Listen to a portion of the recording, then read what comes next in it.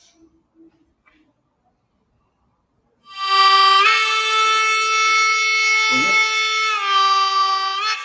ser a nossa introdução na aula.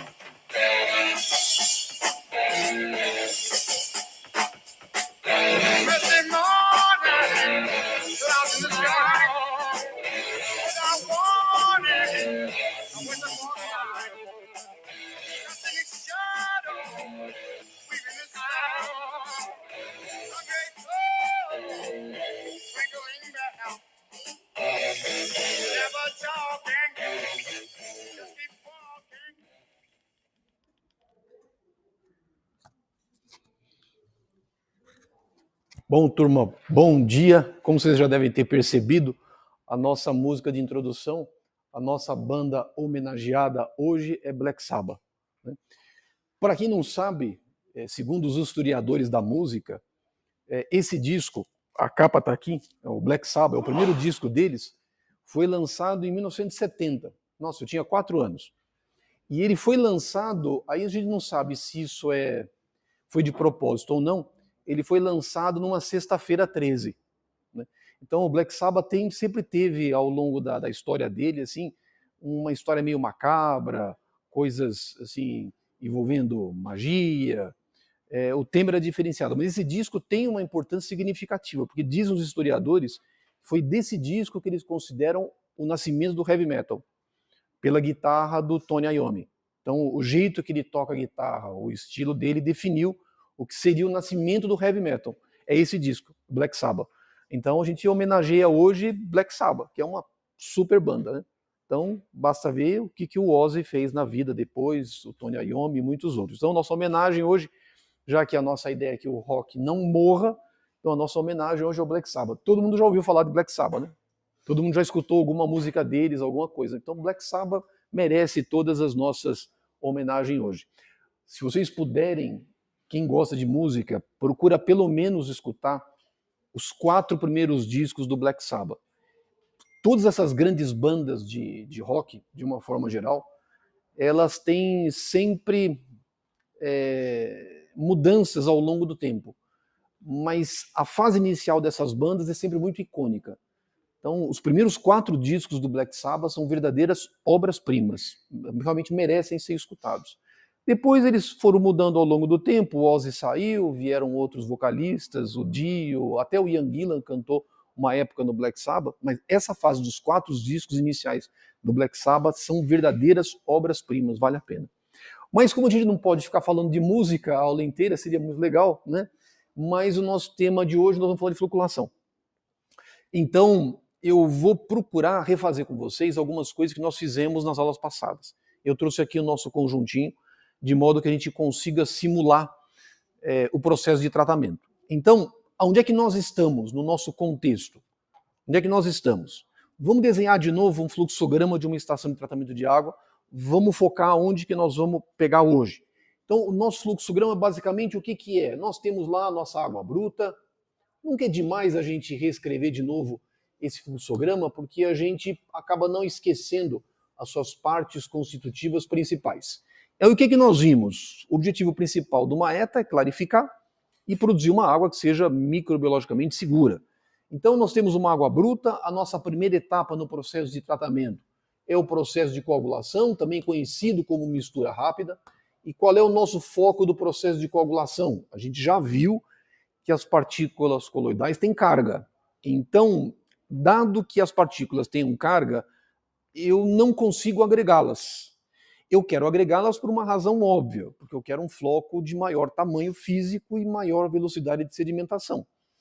No entanto, como as partículas têm carga, essas cargas elétricas acabam prevenindo as partículas, evitando a sua agregação. Então, a primeira etapa no processo de tratamento é o processo de coagulação. O que eu fiz? O que nós mostramos nas nossas 4 primeiras aulas? Eu preciso reduzir a carga da partícula coloidal, daí eu preciso do processo de coagulação.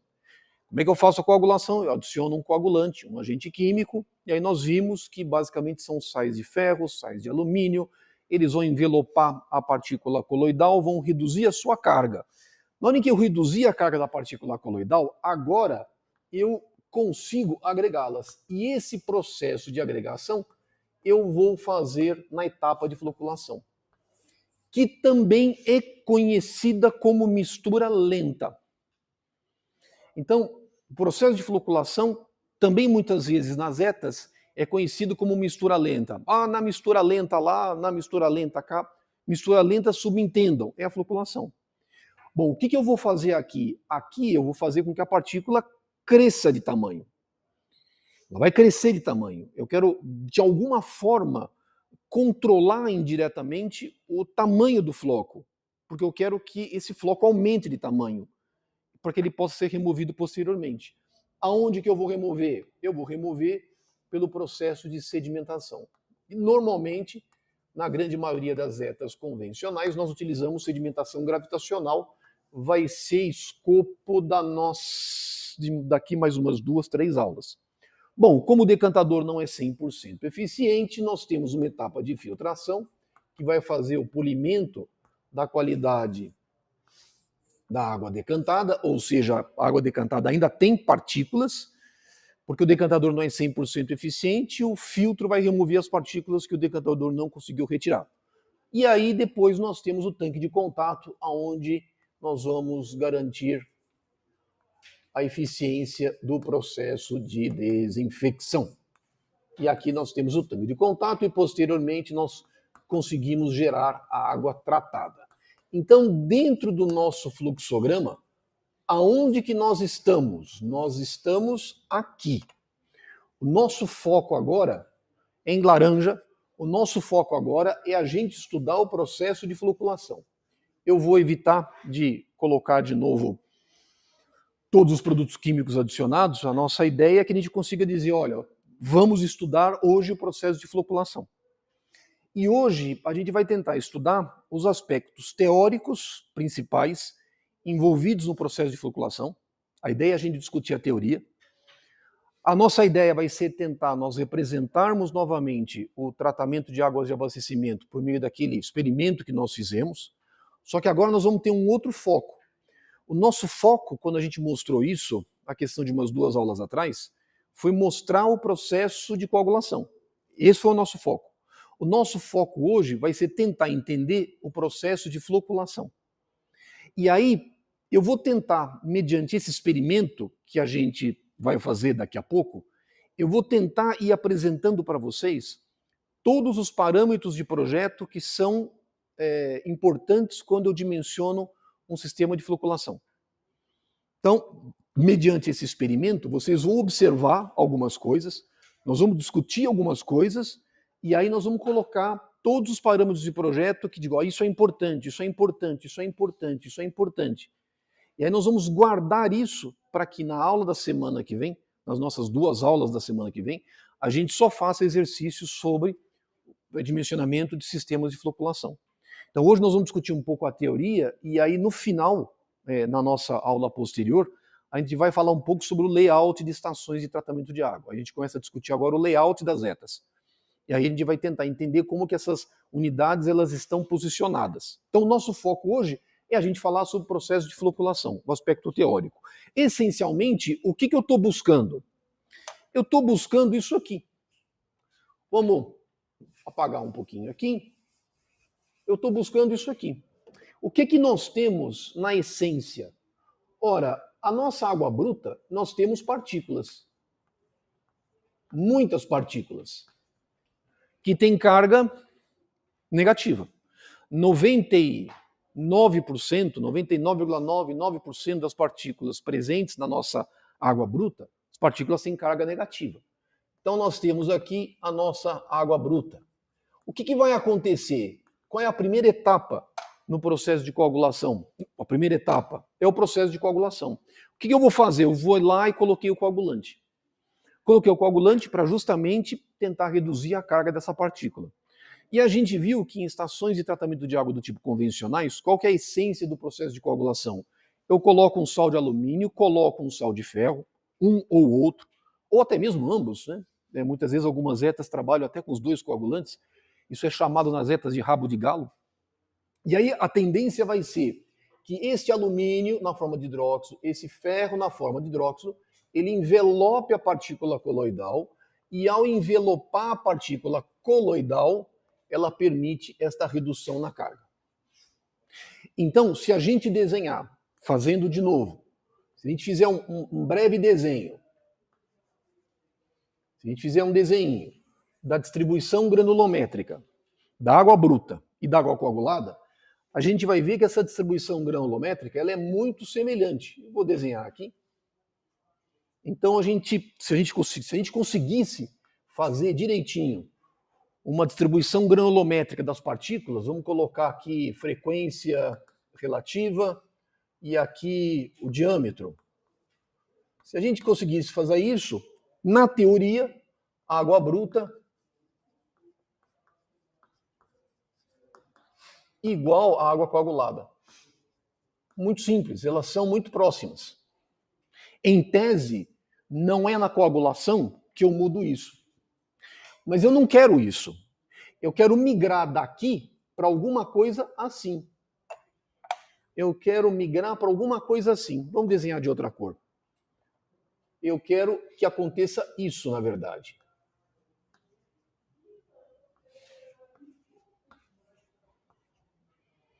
Eu quero que agora essas partículas elas se agreguem e agora eu tenho menos partículas, mas com tamanho físico maior.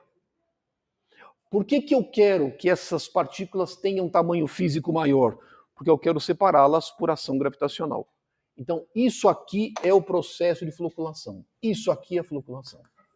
Então, o que eu vou fazer? Eu vou dar um jeito de colocar essas partículas em contato umas com as outras. Esse é o ponto.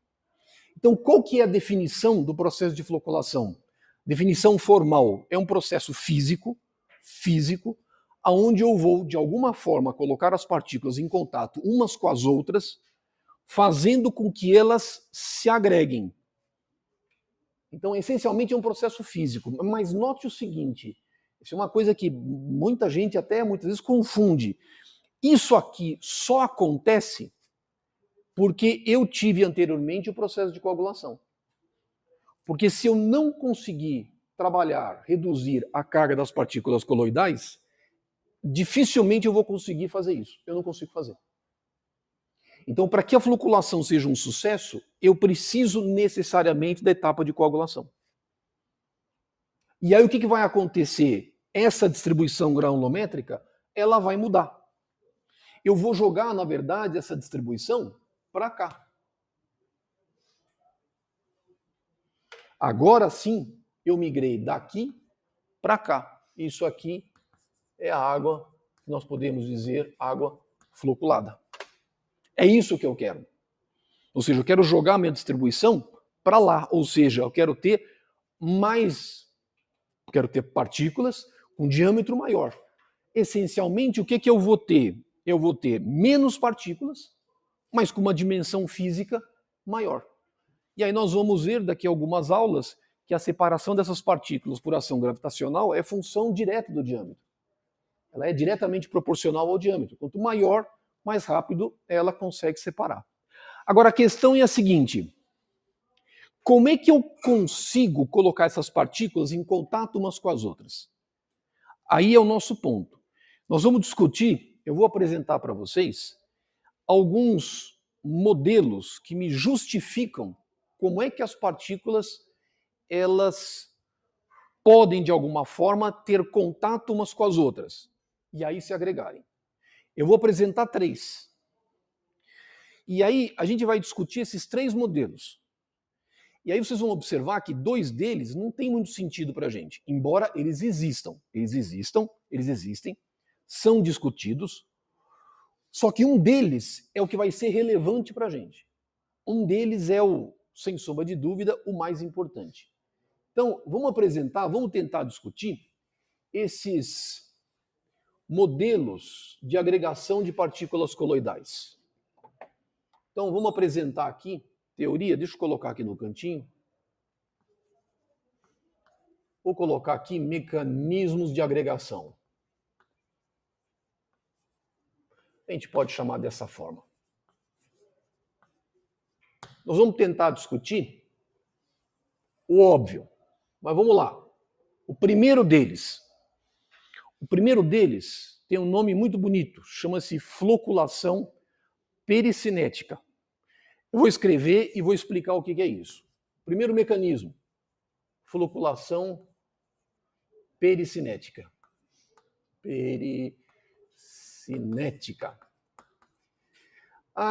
O que é essa floculação pericinética? Qual que é a característica de sistemas coloidais? Lembra que nós falamos movimento browniano? Isso, é uma característica dos sistemas coloidais. Como as partículas têm dimensão pequena, da ordem de 10 a menos 3 micrômetros a 1 micrômetro, o que acontece?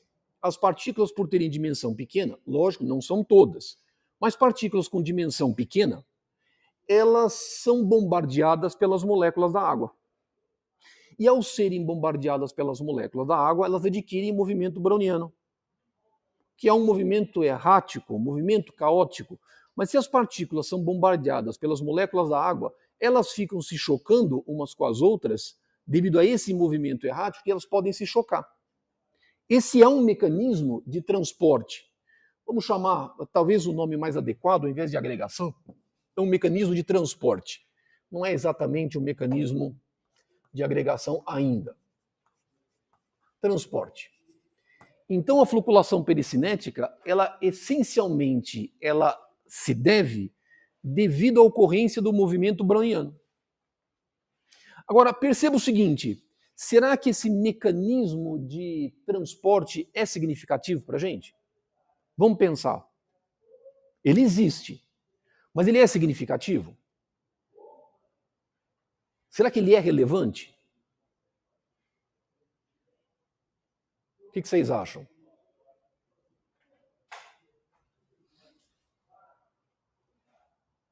É ou não é? O Ozzy é um bom vocalista ou não é? Já que a nossa homenagem hoje é ao Black Sabbath. Lógico que é, né? O Ozzy é um baita vocalista. Esse mecanismo é importante ou não? Veja, ele só vale quando a dimensão da partícula coloidal ela é pequena. Por quê? Porque a molécula da água tem que apresentar uma dimensão física compatível com as moléculas da água e serem bombardeadas pelas moléculas da água e adquirirem um mecanismo de transporte por floculação, que a gente chama de pericinética. Ele existe, mas não é significativo para a gente. Por que não é? Porque na hora que eu coloco o coagulante, veja bem, quando alguém fala veja bem, é porque está querendo enrolar, né? Mas como dizem os baianos, repare bem, quando eu coloco o coagulante, mesmo que eu tenha partículas pequenas, qual é a tendência do coagulante? É ele precipitar. Ele precipita. Na hora que ele precipita, ele vai envelopar a partícula coloidal. Na hora que ele envelopa a partícula coloidal, qual é a tendência do tamanho físico? Aumenta. Então, em tese, uma partícula que aparentemente é pequena, deixa de ser pequena, e aí esse efeito da floculação pericinética deixa de ser relevante. Então, é um mecanismo de transporte? Sem dúvida. É. É relevante para a gente? Não. Ele existe, mas não é relevante. Tá joia? Segundo mecanismo. Mecanismo de transporte por sedimentação diferencial. Sedimentação diferencial. É um segundo mecanismo de transporte. Como é que eu vou justificar esse mecanismo de transporte? Vou pensar assim, quantos quilos que eu tenho? Eu tenho 80 quilos. Na verdade, não tenho 80 não, estou mentindo. Eu tenho um pouco mais, eu tenho uns 85 quilos. Homem não gosta de mentir a idade, ele não tem problema de falar, mas peso, não, 85 quilos. Nós somos partículas coloidais. Imaginemos que nessa sala nós sejamos as partículas coloidais. Concorda que nós estamos no mesmo plano? Mas imagine o seguinte, se nós estamos no mesmo plano e eu tenho uma massa de 85 quilos, concorda que eu tenho uma velocidade de sedimentação? Então imagine que eu esteja aqui e eu tenha uma velocidade de sedimentação. Eu vou colocar VS1. Mas a fase líquida, ela é tridimensional. Nós temos outros planos, outras partículas. Imagine que aqui em cima, no teto do prédio, tem uma partícula que tenha 120 quilos. Eu vou colocar aqui uma partícula de 120 quilos, eu vou colocar uma partícula aqui de 80 quilos. Esta partícula, é evidente, como ela tem massa maior, ela tem uma velocidade de sedimentação V2, esse VS2 é maior do que VS1. Concorda? E se ela estiver no meu raio de ação, o que vai acontecer? Essa partícula vai descer e vai se chocar comigo. Eu olho para cima, nossa, tem uma partícula de 100 e tantos quilos descendo, ela tem velocidade maior que a minha. Eu vou andar num certo tempo um espaço H. Ela vai andar num certo tempo um espaço H' maior. Essa partícula pode se chocar comigo. Eu vejo ela descendo. Oh, meu Deus do céu! Ela se choca comigo. Se choca. Se as nossas partículas, se as nossas cargas estiverem próximas de zero, ela vem lá de cima, se choca comigo e a gente se agrega. E na hora que nós nos agregamos, agora eu tenho uma partícula de 200 quilos, que passa a ter uma velocidade VS3 muito maior do que VS2 e VS1.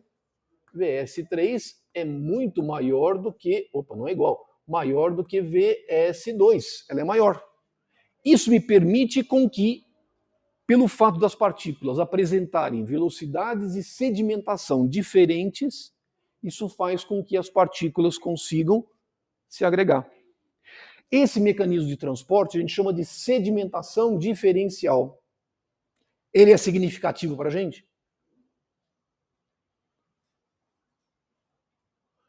O que vocês acham?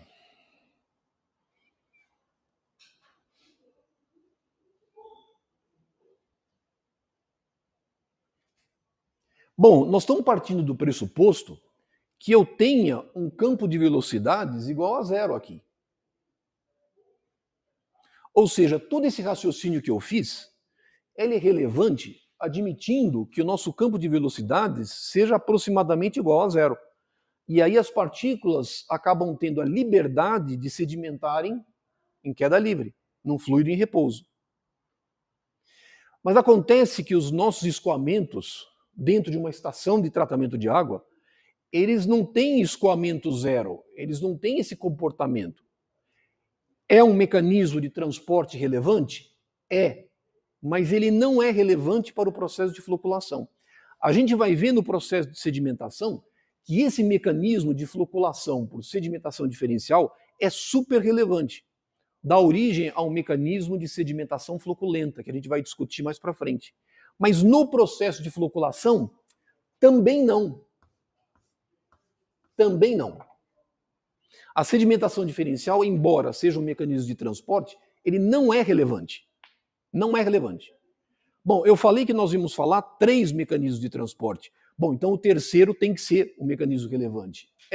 E esse mecanismo de floculação, de agregação, ou de transporte relevante, a gente chama de floculação ortocinética. O nome também é bonito. Esse sim é um mecanismo de floculação muito relevante para a gente. Esse sim.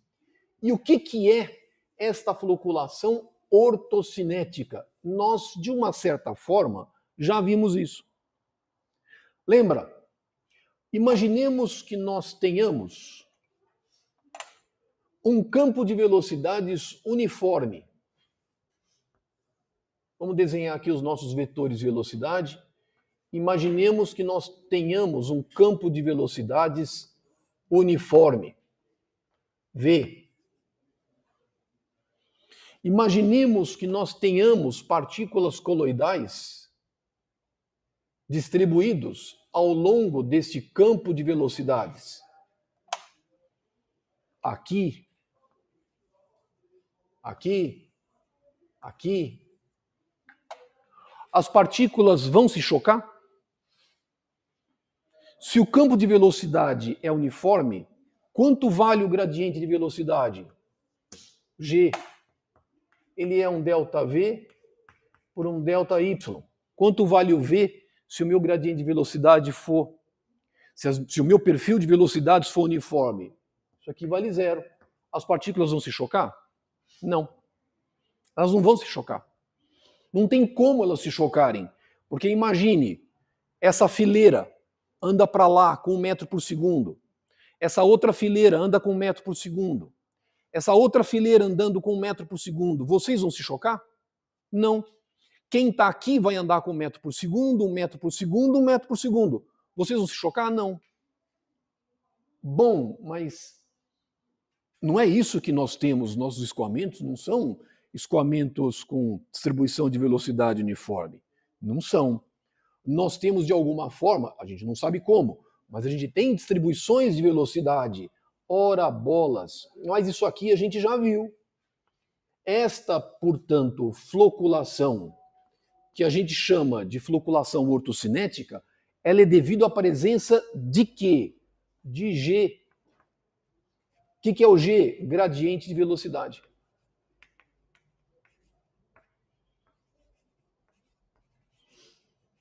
Ou seja, a floculação ortocinética é importante? Sem sombra de dúvida. Ele é o mecanismo nosso preferencial de agregação de partículas coloidais. Esse mecanismo, aí sim, esse é relevante. Floculação ortocinética. E a floculação ortocinética se deve a quê? A presença de quem? Gradientes de velocidade. Eu preciso desses gradientes de velocidade de tal forma que as partículas sejam colocadas em contato umas com as outras. E isso leva para mim uma condição extremamente relevante. O gradiente de velocidade, ele não é apenas um parâmetro importante quando a gente projetou misturas rápidas, coagulação. O gradiente é importante na coagulação, sem sombra de dúvida. Mas ele é importantíssimo também na floculação. Só que a natureza dos valores é diferente.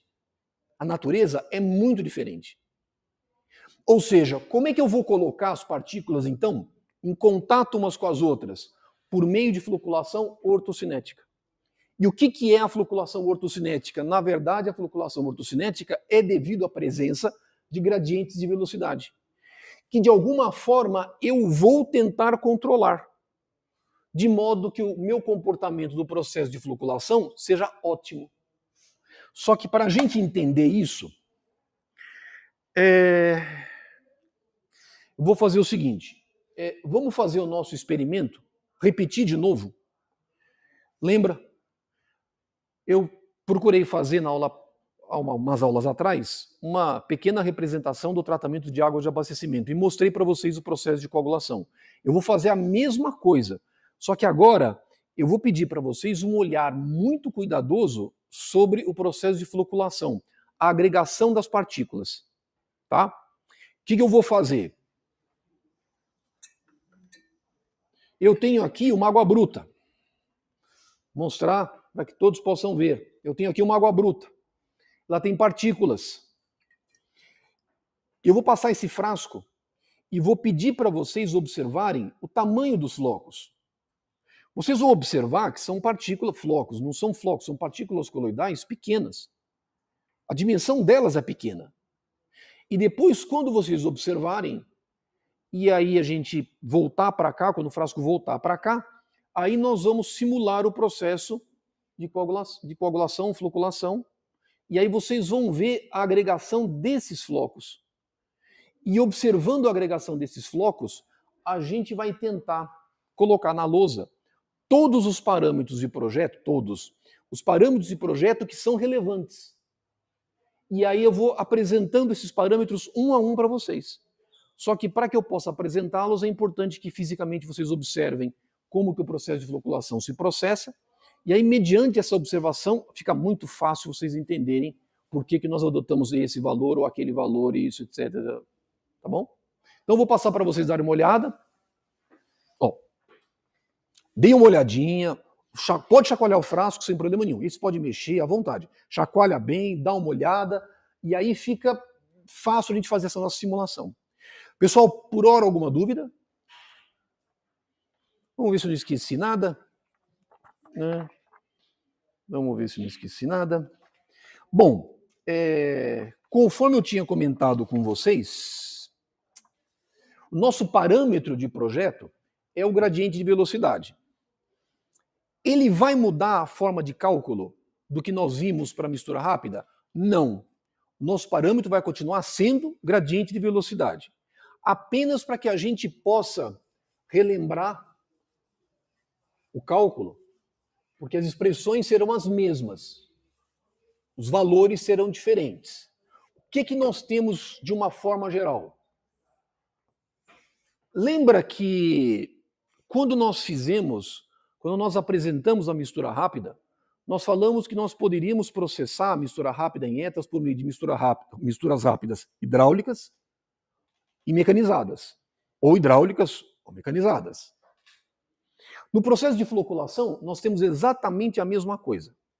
As nossas unidades de floculação em estações de tratamento de água, vou colocar aqui floculação.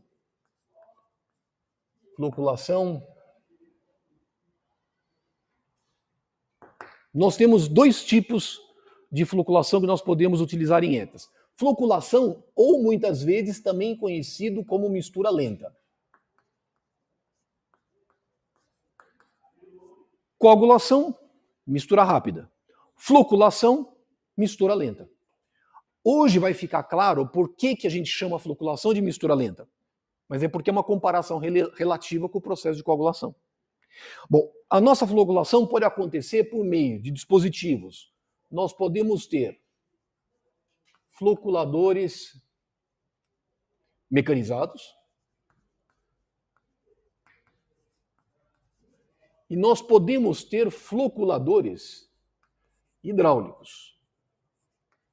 Da mesma forma que misturas rápidas em etas hidráulicas. Da mesma forma que misturas rápidas. Nós podemos ter mistura rápida hidráulica ou mecanizada. E também podemos ter floculadores ou floculadores hidráulicos ou floculadores mecanizados. O gradiente de velocidade, como parâmetro de projeto, é o mesmo. Lembra que eu demonstrei a origem da expressão. Quando nós falamos sobre mistura rápida, a gente demonstrou aquela expressãozinha. E essa expressão continua sendo válida, não muda. G é igual a uma potência dissipada por unidade de volume. Esse é o conceito do gradiente de velocidade. Ele tanto vale para floculadores mecanizados como vale para floculadores hidráulicos.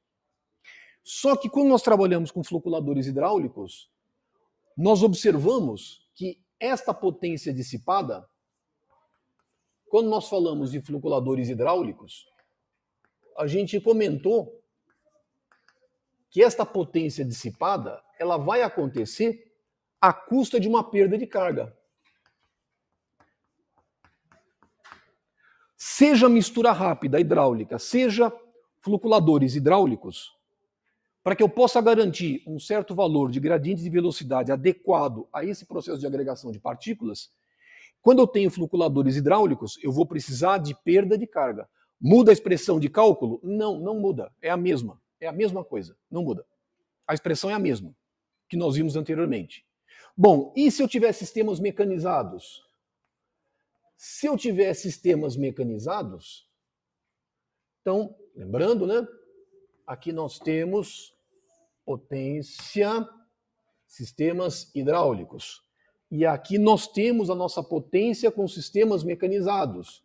Ele é aquele K, Rho, N a terceira, D a quinta, uma expressão que nós vimos tem origem na análise dimensional. Também nós vamos utilizar esta expressão. As fórmulas não mudam.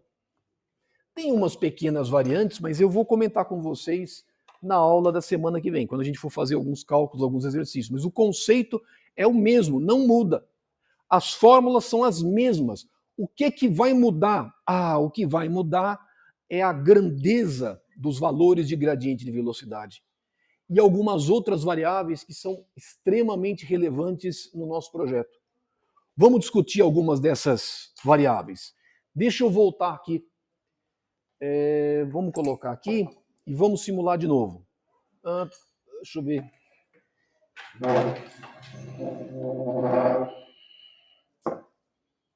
Vou tentar colocar aqui e... Opa! Espero que não erre. Vamos lá. Vou deixar aqui, porque senão... Então, o que nós temos? Nossa água. O que eu vou fazer? Eu vou fazer o processo de coagulação. Eu vou adicionar um pré-alcalinizante. Eu sei que o coagulante tem caráter ácido. Eu sei que a tendência quando eu adicionar o coagulante vai ser o pH cair. Como o pH cai, então eu preciso corrigir o pH de coagulação para manter uma faixa ótima de ação do coagulante. Eu vou adicionar o pré-alcalinizante. É lógico que em estações de tratamento de água, a adição desses produtos ela é feita em pontos muito próximos, onde eu aplico os dois produtos. Já mostrei uma série de vídeos para vocês. Aqui, né, a gente está fazendo essa adição embatelada para mostrar a natureza do processo, a natureza do fenômeno. Lembra, o que é a mistura rápida? A mistura rápida é eu fazer isso aqui. Isso é mistura rápida, acabou. Mais uma vez, tempo foi relevante? Não. Por isso que a gente chama de mistura rápida. Acabou. Agora eu vou pedir para vocês fazerem o seguinte. Esse frasco vocês vão passar, vão olhar. Procurem fazer isso aqui bem devagarzinho, devagar. Façam assim e voltem. Aí vocês vão observar os flocos começando a se agregar. Não dá para mostrar agora, porque agora é o início do processo de floculação. O que vocês vão fazer? Por que vocês estão girando o frasco assim, devagarzinho? O que vocês estão introduzindo no escoamento? Gradiente de velocidade. Por que vocês estão introduzindo esses gradientes de velocidade? Para vocês poderem permitirem o choque entre as partículas, o transporte entre as partículas. Elas precisam ser transportadas e adquirirem contato umas com as outras. Como eu efetuei a coagulação, a gente assume que deste contato haja uma agregação. Vou pedir para vocês fazerem assim devagarzinho, tá bom? Tá? Olha, observem que os flocos já estão formando. Mas façam isso devagarzinho. Devagarzinho, vira devagar, dá uma olhada, vira devagar, dá uma olhada, e assim vocês vão vendo. E aí nós vamos fazer o seguinte. Eu vou comentando com vocês, eu vou colocar aqui na lousa, eu vou discutindo esses parâmetros de projeto. E eu vou colocar na lousa os parâmetros de projeto quando nós dimensionamos sistemas de floculação. Vou colocar aqui parâmetros de projeto. Escrever devagar, parâmetros de projeto. Eu vou discutindo com vocês e aí eu vou colocando na lousa. A gente vai discutindo, vocês vão observando. Primeira coisa, vocês acham que o tempo é relevante ou não no processo de floculação?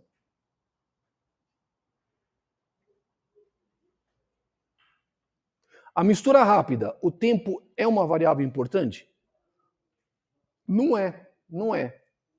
O tempo não é uma variável relevante.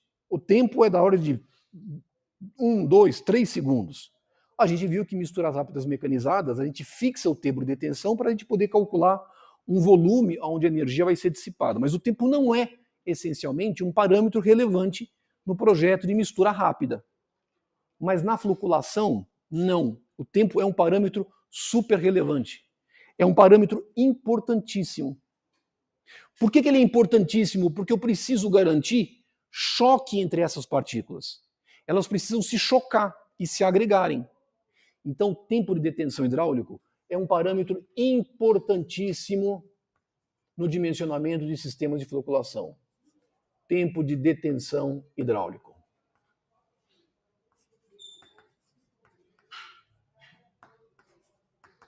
E este tempo de detenção é da ordem de 20 a 40 minutos. Puxa vida, é tão grande assim? É. Normalmente, quando nós dimensionamos sistemas de floculação, o nosso tempo de detenção nas unidades é da ordem de 20 a 40 minutos. Porque eu preciso oferecer oportunidade de contato dessas partículas umas com as outras e elas poderem se agregar. Vamos fazer uma analogia que vocês nunca vão esquecer.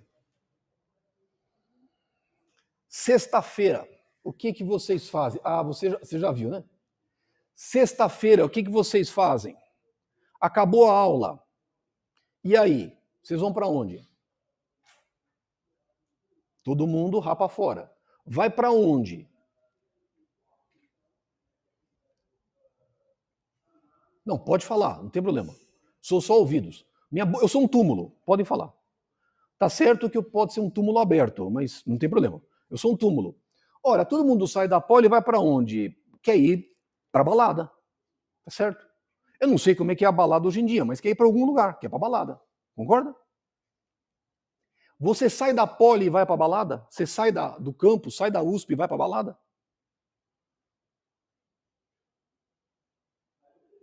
Não, pode falar, eu sou só ouvidos, não vou contar para ninguém. Você não vai sair da poli, da sala de aula e vai para balada. Não vai. Não tem como. Eu já vou explicar para vocês esse contexto. Mas você não sai daqui e vai para balada. O que você faz antes? Você vai para balada, mas o que você faz antes? Oi? É quem falou? A Maiara. Maiara falou, você vai para casa. Mas o que você faz em casa? Isso.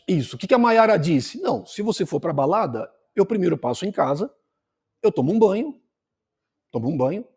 passo um perfuminho, lógico, tomo um banho e passo um perfume. Tá certo? É correto. Você não vai daqui direto para a balada, você passa em casa, toma um banho, tal, perfume e etc. Isso é rápido ou demorado? Se você imaginar a luz da noite inteira, o fato de você ir para casa, tomar um banho, passar um perfume e eventualmente comer alguma coisa, ela vai demorar muito pouco tempo quando comparado com o que você vai fazer na balada, concorda? Ou seja, você sair da sala de aula, ir para sua casa, tomar um banho e passar um perfume, você está coagulando. Essa é a tua etapa de coagulação. Essa é a tua mistura rápida. Você está se preparando. Para quê?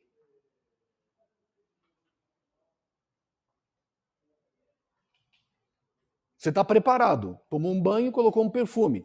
Aí você vai na balada, tá dando risada lá no fundo. Você vai na balada, para quê? Para fazer uma floculação ortocinética. Ou seja, o que você quer? Ô turma, eu já estou fora do mercado, já faz muito tempo. Você é que tem que falar isso para mim. Eu tô fora disso. Isso, você quer o quê? Agregar. Você quer agregar. A balada é a tua agregação. Só que para você agregar, você se preparou, você passou em casa, tomou um banho, colocou um perfume, você coagulou. Você vai para a balada e na balada você quer o quê? Agregar. O que você quer fazer? Floculação ortocinética. O que você quer? Gradiente de velocidade. Só que você chegou na balada. Eu tomei banho, coloquei minha camiseta do Black Sabbath, tô lá, tomei banho, bonitinho na balada. Agora, eu vou ficar assim na parede.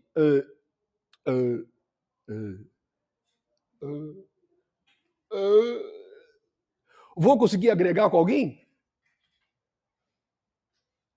Tem jeito? Eu tenho que mosquear. Eu tenho que dar uma mosqueada. Nunca mosquearam? Mosquear é assim. Desculpa. Menina linda, tudo bem? Ah, palhaço, vá, sai pra lá. Não, tá bom. Hoje em dia não pode nem fazer isso, o pessoal depois, assédio, que frescura. Não pode nem mais namorar e tal. Não, mas que me dá um beijo, vá, palhaço. Não, tá bom. Mas você tem que mosquear. O que é mosquear? É o que nós queremos na floculação. O que eu quero na floculação? Choque. Eu quero choque. Eu quero choque. Eu quero choque, porque eu quero agregar. É isso que eu quero. Por isso que na balada você não fica na parede olhando. Não fica. Não vem com aquela história daquele mentiroso. Não, professor, eu fico lá e aí vem todo mundo atrás de mim. Isso é mentira. Isso é papo de pescador. Não vai acontecer nada. Você tem que andar, olhar. Tá bom. Ali. Tudo bem. E aí tá tudo jóia. Você tem que mosquear. Demora para agregar na balada? Ou você chegou na balada e em 5 minutos você já se deu bem? Pensa francamente. Falem a verdade. Demora, não demora? Demora. Você fica lá, dá uma volta aqui, ali, etc. Papapá, demora. Eu preciso do quê? De tempo. Então, esta analogia. Eu vou para a balada e preciso de tempo para agregar. Lógico, aqui também, na balada do tratamento de águas e abastecimento, eu preciso de tempo, de 20 a 40 minutos. Por isso que a água deu volta. A água ficou dando volta. E os flocos formando. O que eu vou pedir para vocês? Olhem mais uma vez o tamanho desses flocos. Vocês concordam que cresceu de tamanho? Não cresceu? Não agregou? Mas olha como é esse floco. Por que eu estou fazendo assim, devagarzinho? Porque esse floco tem uma característica. Olhem mais uma vez agora, devagarzinho, muito calmamente. Olha já o floco já formado.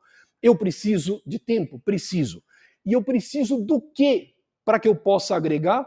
Gradientes de velocidade.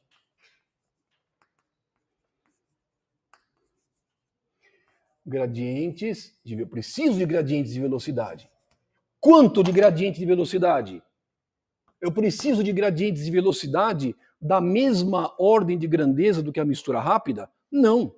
Na mistura rápida, eu queria dispersar o coagulante na fase líquida. Eu precisava de quanto? Gradiente de velocidade de 300 segundos a menos 1, 1000 segundos a menos 1. Na balada, você quer esse gradiente de velocidade alto? Não.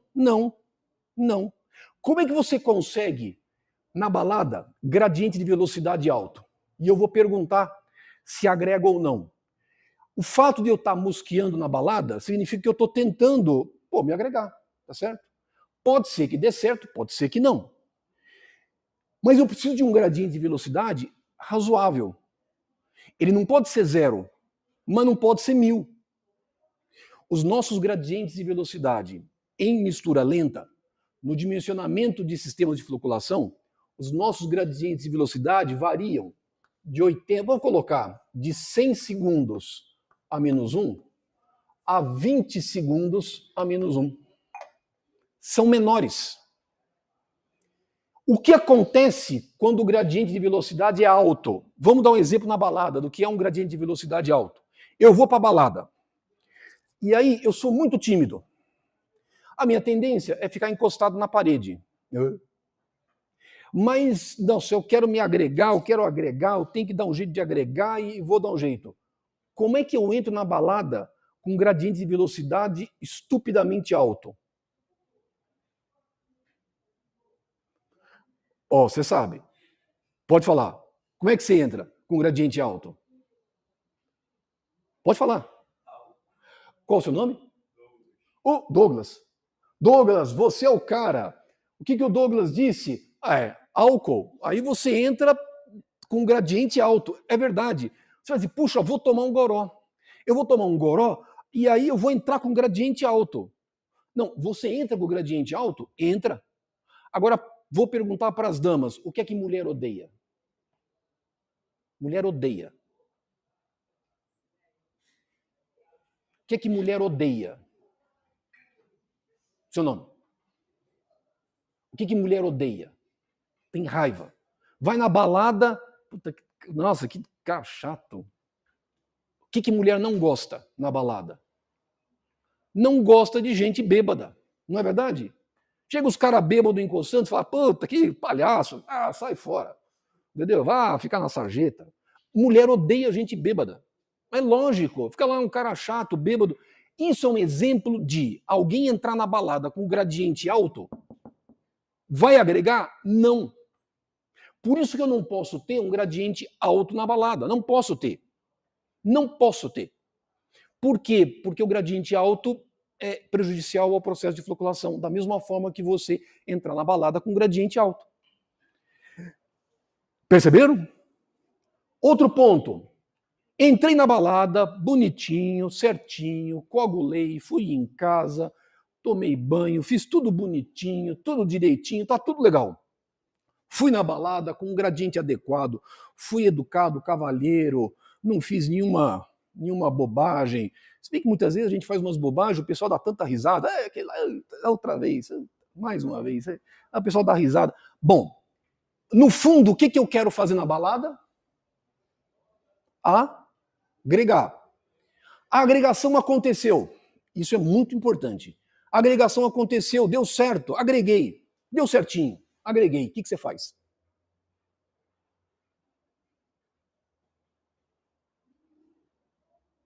Turma, agregou, deu certo. Tudo bem, foi lá até umas 3 da manhã, mas tá bom. É que no meu tempo, a gente ia pra balada 10 horas da noite. Quando era 3 da manhã, tava acabando, né? Hoje o pessoal vai pra balada 1 hora da manhã e volta, nem volta. Nunca vi isso. Mas tudo bem, mas deu certo a agregação, deu certo. E aí, o que eu faço?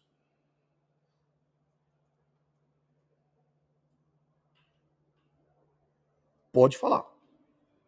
Se a agregação deu certo, e é algo, vamos colocar assim, saudável, de fato é uma pessoa que você gosta, você está interessado, você gosta da pessoa. Qual que é a ideia? Você vai continuar com um gradiente dessa natureza?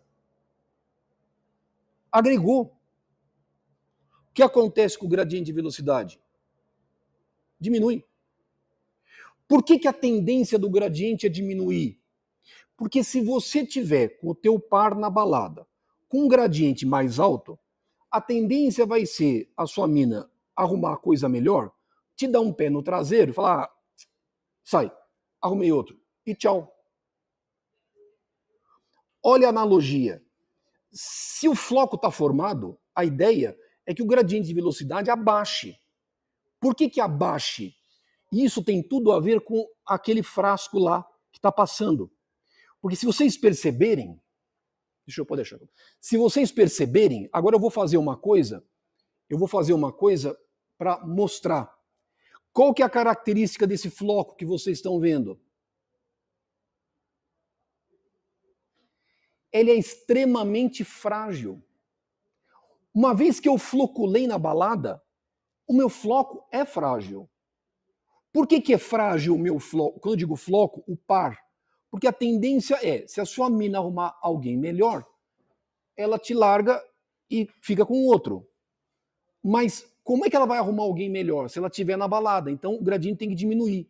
Vou fazer e vou passar de novo. Por que esse floco é frágil?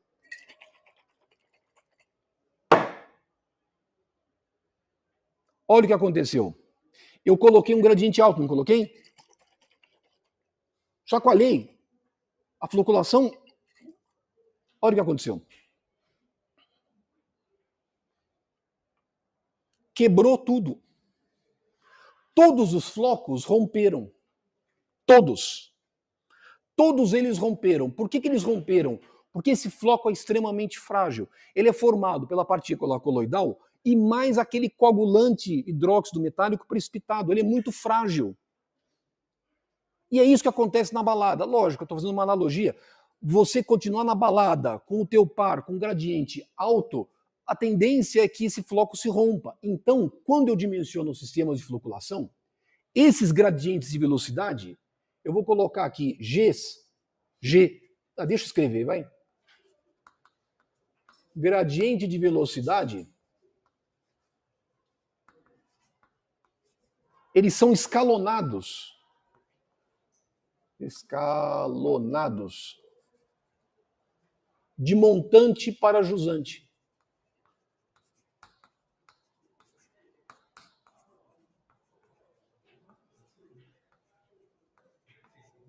Esses gradientes são escalonados. Eu entro na balada, eu quero o que? Agregar, não quero? Então eu entro com um gradiente mais alto. 80, 70. Eu entro com o gradiente de velocidade mais alto no início. Mas ao longo do tempo, à medida que eu for agregando, esse gradiente de velocidade é interessante que ele seja reduzido para que essas partículas coloidais não se rompam, não se quebrem. Portanto, qual é a terceira condicionante importante no sistema de floculação? Gradientes de velocidade escalonados de montante para jusante. E, logicamente, esses gradientes, esses Gs,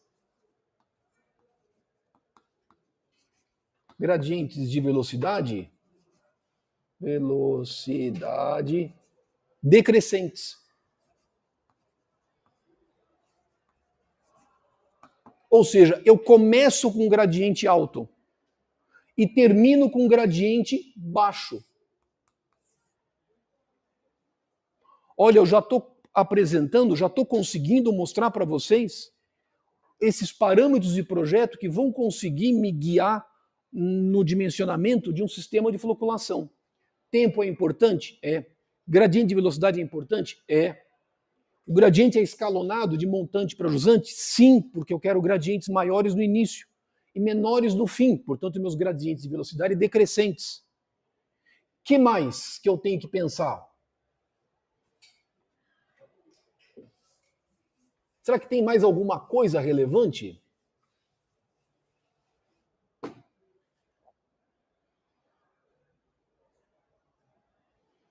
Tem mais alguma coisa relevante?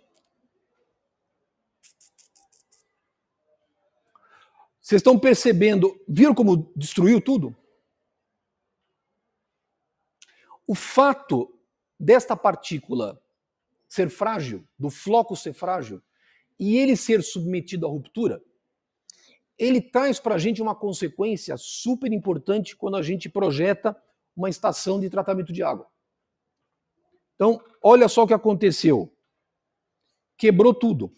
Ele, na verdade, pode ter uma tendência de se agregar de novo, mas a agregação nunca vai ser a mesma. Eu nunca vou conseguir formar um floco igual ao floco inicialmente formado. Eu não vou conseguir. Eu posso até ter um gradiente alto, o floco se rompe e aí, de alguma forma, ele volta a se agregar de novo, mas não dá, não dá. É difícil, é difícil. Por isso que esses gradientes, eles precisam ser decrescentes de montante para jusante. Aqui tem um ponto que é importante, mas eu vou mostrar aqui primeiro. Isso tem a ver com a cinética de floculação. Eu vou mostrar, eu vou justificar a origem desse parâmetro. Não é que ele seja... Eu não quero que vocês se preocupem tanto com a matemática, mas vou mostrar a origem disso. Essas partículas, elas precisam se chocar umas com as outras. Eu posso exprimir essa taxa de colisão de partículas por meio desta expressão. Um dN dt igual a um certo K índice A, G vezes N. Isso aqui, na verdade, toda vez que eu escrevo um diferencial, eu estou escrevendo taxa. Isso aqui é uma taxa. É uma taxa de agregação de partículas, n seria o número de partículas. Essa taxa de agregação é proporcional ao gradiente de velocidade e ela é proporcional ao n, portanto é uma equação diferencial de primeira ordem. Só que eu preciso ter uma constante para reger esse processo. Essa constante a gente chama de constante de agregação. Se você admitir um reator em batelada, vamos integrar essa expressãozinha.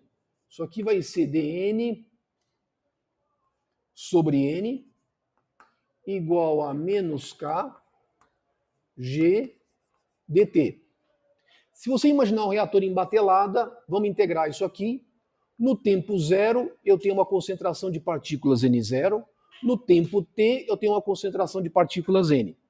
Isso aqui eu consigo integrar muito facilmente. Isso aqui é ln, 1 sobre n. Isso aqui é ln. Isso aqui vai dar ln de n. Vou avaliar de n0 até n. E isso aqui é menos kgt. T de 0 a t. Bom, isso aqui vai dar ln de n sobre n0 igual a menos kg vezes t. E aí, se você continuar, eu vou isolar isso aqui vai ser n sobre n0 igual a e elevado a menos kg vezes t. Olha essa expressão. Isso aqui seria uma simplificação muito simples da agregação de partículas coloidais, do ponto de vista matemático.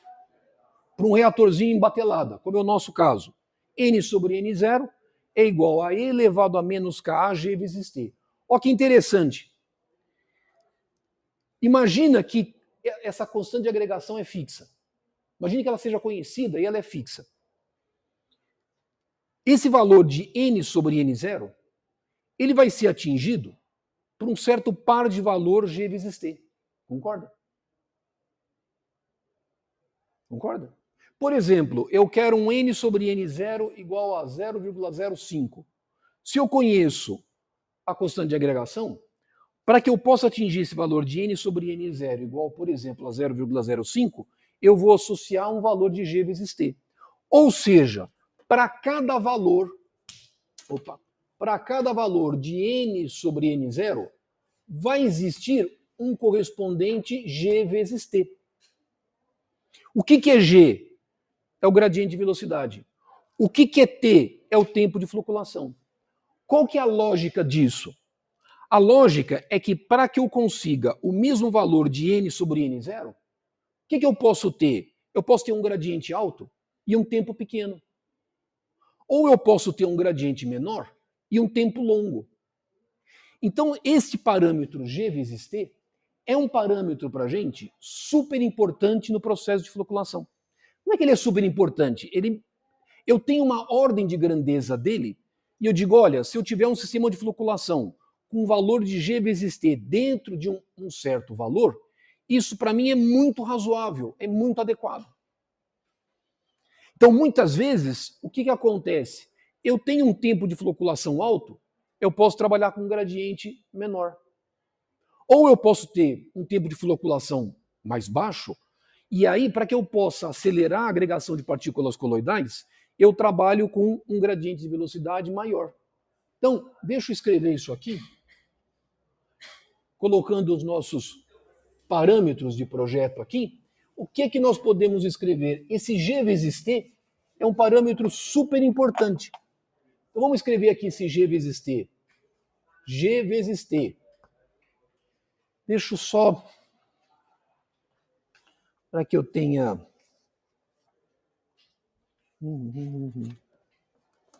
Deixa eu ver aqui. Ter certeza da gente não escrever valor equivocado. Vamos fazer direitinho, né? É isso. Esse g vezes t é recomendável que ele situe-se entre esses valores. 2 vezes 10 à quarta.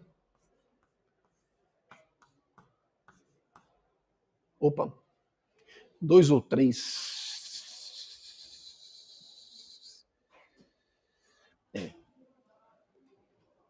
3 vezes 10 à quarta e 2 vezes 10 à quinta. Esse G vezes T é adimensional. Por quê? Porque o G é em segundos a menos U. Então, o tempo tem que ser em segundos. A recomendação no processo de floculação, portanto, é que este gradiente de velocidade e esse tempo de floculação, a multiplicação desses dois valores, situa-se entre 3 vezes 10 à quarta a 2 vezes 10 à quinta. E aí eu consigo avaliar se de fato eu tenho um processo de floculação adequado, razoável, aliado a outros fatores que são relevantes. Você vai me perguntar, de onde veio esse valor? Isso aqui vem de observação física. Isso aqui, embora a gente consiga mostrar, de uma certa forma, matematicamente, a importância desse parâmetro, a gente consegue mostrar, eu mostrei para vocês de forma simplista, mas eu mostrei a relevância do parâmetro G vezes T, a construção dos valores que sejam mais adequados, eles advêm da onde? Advêm da experimentação, através da observação de obras funcionando de forma adequada, de forma satisfatória, e aí você consegue construir valores de G vezes T que me permitem uma boa eficiência do sistema. Essa é a ideia. Essa é a ideia. Joia? Deixa eu só encostar um pouco a porta, porque acho que o pessoal está saindo. Perceberam? Agora, olha só. Bom, fizemos mistura rápida, floculamos, mostrei que o floco é frágil, daí a gente fez as nossas justificativas, e aí nós colocamos o nosso floco para sedimentar. Eu deixei isso aqui em repouso. Observa que agora eu vou pedir para vocês olharem. Agora não pode mexer. Observa que, de fato, floculei, eu consegui fazer essas partículas sedimentarem por ação da gravidade. Isso aqui está acontecendo aonde? No decantador. Aqui nós estamos mimetizando o processo de sedimentação. Mas observa que, embora a nossa sedimentação seja em condições as mais ideais possíveis, observa que ainda assim tem partículas presentes na fase líquida. Agora eu vou pedir para vocês olharem esse frasco, só olharem assim, vocês vão ver que tem partículas aqui em cima. E aí nós vamos fazer a nossa última etapa, que é mostrar para vocês de novo o processo de filtração. Em cada uma dessas aulas teóricas, a ideia é que a gente consiga refazer isso, mostrar para vocês, de modo que fique claro que o que na verdade a gente faz numa estação de tratamento de água é uma coisa relativamente simples. Os parâmetros de projeto nós já temos, estão aqui. A gente conseguimos bem ou mal, a gente conseguiu mostrar. Só que o projeto de unidades, sistemas de floculação, nós vamos falar sobre floculadores mecanizados, vamos falar sobre floculadores hidráulicos, só que agora a gente tem que entender que a gente precisa de uma série de truques para dimensionar bem um sistema de floculação. Precisamos de alguns truques. Além desses parâmetros de projeto, tem uma série de truques que a gente precisa comentar e mostrar para vocês. Que truques que são esses? Estão associados às características dessas partículas. Então, enquanto vocês estão passando, eu vou comentar a primeira delas e aí eu posso até mostrar algumas fotos primeiro para vocês observarem. Primeiro ponto, numa estação de tratamento de água, tem sentido eu ter apenas um floculador? Tem sentido?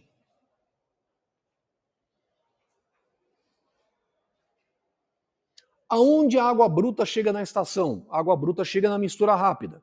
Recebe a primeira carga de produtos químicos, recebe o coagulante, pré-alcalinizante. Posso adicionar cloro na forma de pré-cloração. Eu tenho um ponto aonde a água bruta chega e ela me recebe uma primeira carga de produtos químicos. Ótimo. Mas a partir da mistura rápida, a água vai para onde? Ela tem que ser encaminhada aos floculadores. A estação de tratamento de água pode ter apenas um único floculador? Não, né? Por que não pode ter? Porque floculadores são uma parte da estação de tratamento de água, é uma parte integrante da ETA, aonde, de uma certa forma, eu preciso de tempos em tempos fazer operações de manutenção.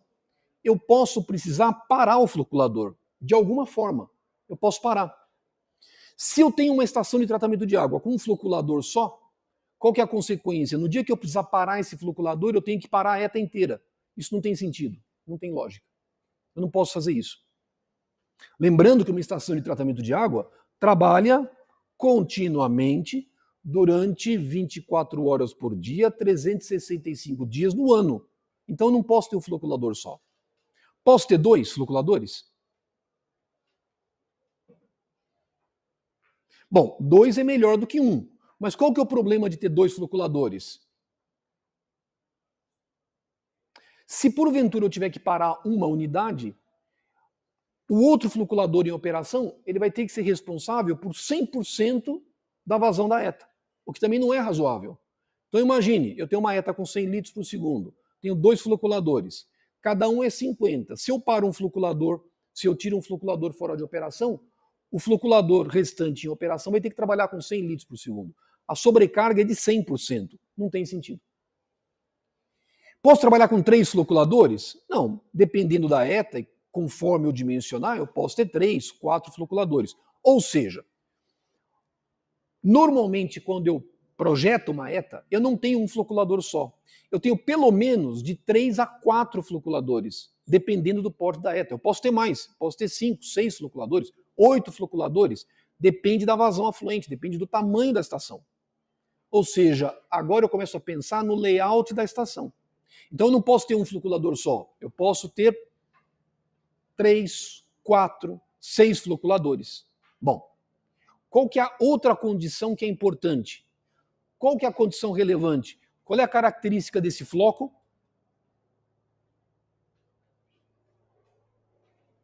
Ele é muito frágil. Ele é frágil, né? Tem sentido a água floculada andar na estação? Tem sentido a água floculada andar na estação? Qual que é o risco da minha água floculada sair do floculador e ficar caminhando por canal, tubulação, e aí eu encaminho ao decantador? Tem sentido? Não tem sentido. Então o que acontece? Hoje, a concepção mais moderna de layouts de estações de tratamento de água, o floculador, ele normalmente é associado ao decantador. Eles formam uma unidade única. Floculador, decantador. Se eu tenho 4 floculadores, eu tenho 4 decantadores. Se eu tenho 8 floculadores, eu tenho 8 decantadores. Cada floculador associado a um decantador. Por quê? Porque eu quero que o floco, a água floculada, uma vez formada, ela seja direcionada, seja encaminhada diretamente para o decantador. E aí eu consiga fazer a separação dos sólidos. Ou seja, eu tenho que fazer todo o esforço na ETA para evitar que o floco se rompa, que o floco se quebre. Eu vou mostrar para vocês um vídeo. Vou mostrar uma série de vídeos, mas como já são quase 9h15, eu vou mostrar um vídeo para não deixar no vazio.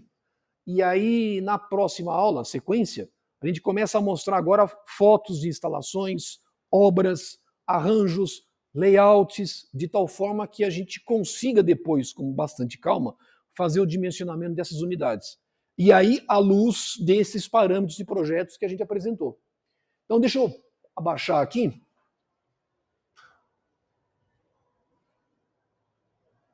Eu vou mostrar um layout de uma estação de tratamento de água. Eu vou mostrar primeiro, acho que a foto, depois eu mostro o vídeo. Deixa eu mostrar uma foto primeiro, acho que é mais fácil. Vamos ver se fica bom.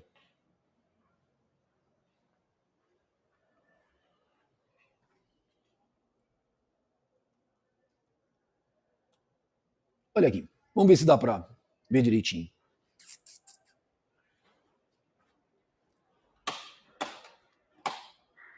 Fica bom? Dá para ver? O que a gente tem aqui? Isso aqui é o layout de uma estação de tratamento de água. É a ETA Guaraú. É a maior estação de tratamento de água que a gente tem na região metropolitana, em São Paulo. Essa ETA tem vazão de 33 metros cúbicos por segundo. É a capacidade nominal dela. Olha o layout. Essa ETA tem 6 decantadores. 1, 2, 3, 4, 5, 6. Ela tem 6 decantadores. Por que ela tem 6 decantadores? Porque eu posso ter a necessidade, ao longo do tempo, de retirar decantadores fora de operação para fins de manutenção. Então, achou-se conveniente essa estação montada com 6 decantadores. Cada decantador tem um sistema de floculação. Está aqui. Decantador 1, floculador 1. Decantador 2, floculador 2. Decantador 3, floculador 3. Decantador 4, floculador 4. E assim sucessivamente. Ou seja, na minha estação de tratamento de água, não tem problema eu andar com a água coagulada. Água coagulada eu posso andar. Onde eu faço a mistura rápida? Aqui. Eu mostrei um vídeo para vocês dessa mistura rápida, ela está aqui. Água coagulada pode andar. Água floculada não. Por isso que, na verdade, o que eu tenho é um conjunto floculador-decantador. Ela é uma unidade única. Ela é uma unidade única. Isso aqui que vocês estão vendo é um floculador. Floculador, decantador. Floculador, decantador. Floculador, decantador. Tá certo? Esse é o jeitão. Dentro do floculador, lá dentro do floculador, eu, na verdade, tenho que criar condições para fazer o quê? Introduzir gradientes de velocidade. Este é um floculador mecanizado. Se é um floculador mecanizado, como é que eu vou garantir gradientes de velocidade? Mediante a introdução de uma energia externa ao escoamento por meio de um equipamento mecanizado. Esse é um floculador mecanizado. Vamos ver um outro layout.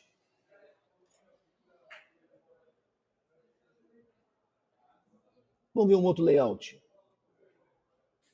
Olha aqui. ETA Alto da Boa Vista. É uma outra ETA que a gente tem na região metropolitana, em São Paulo. Fica ali próximo do Borba Gato. É uma ETA que foi construída na década de 50, 58, mais ou menos. Essa ETA tem 8 decantadores. Decantador 1, 2, 3 e 4. 5, 6, 7, 8. Cada decantador tem associado a ele um floculador. Esse floculador desse decantador, esse floculador desse decantador, esse floculador desse decantador, e assim por diante. Se eu tenho 8 decantadores, eu tenho 8 sistemas de floculação. Perceberam? Mas quantos floculadores eu coloco? Lógico, floculador vai ser função do número de decantadores. Aí é uma condição econômica. Minimamente, estações de médio a grande porte, é interessante que elas tenham no mínimo 4 decantadores. Pode ter 3, mas minimamente 4 decantadores. Minimamente 4. Tá certo? Vamos ver mais um layout. ETA Taiaçupeba. Fica ali próximo de Suzano. É uma outra ETA importante da região metropolitana. Tem vazão de uns 20 metros cúbicos por segundo. Olha aqui. Na verdade, essa foto aérea é antiga. Aqui nós temos 1, 2, 3 decantadores. 1, 2, 3, 4, 5, 6. E aí, cada decantador um floculador. Esse floculador para esse decantador, esse floculador para esse decantador, este floculador para esse decantador. Nós temos mais 2 aqui. Foram construídos posteriormente mais 2 decantadores aqui. Tem mais um decantador aqui e outro decantador aqui. Hoje já são um total de 8 decantadores. Como são 8 decantadores, eu tenho 8 sistemas de floculação. Cada floculador associado a um decantador. Vamos ver um videozinho?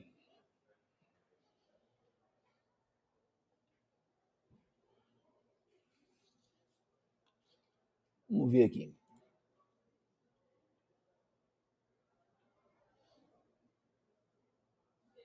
Deixa eu ver se eu não... Isso aqui é um vídeo num ponto aéreo da ETA... Aéreo não, aéreo é eu porque eu estou em cima. Né? Da ETA Guaraú. Isso que vocês estão vendo aqui é um sistema de floculação. Esse floculador associado a esse decantador. Este a este. Este a esse, este a esse.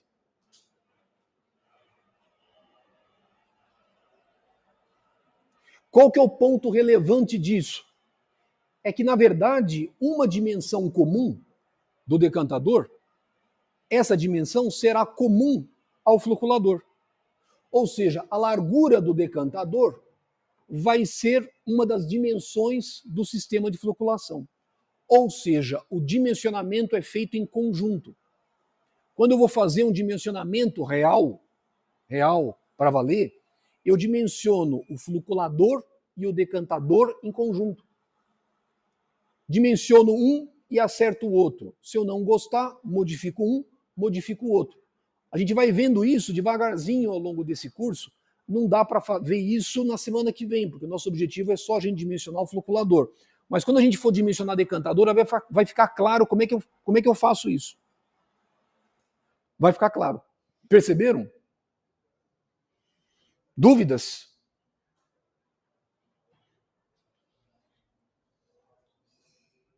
Para que a gente consiga, para que eu possa deixar isso bem claro para vocês,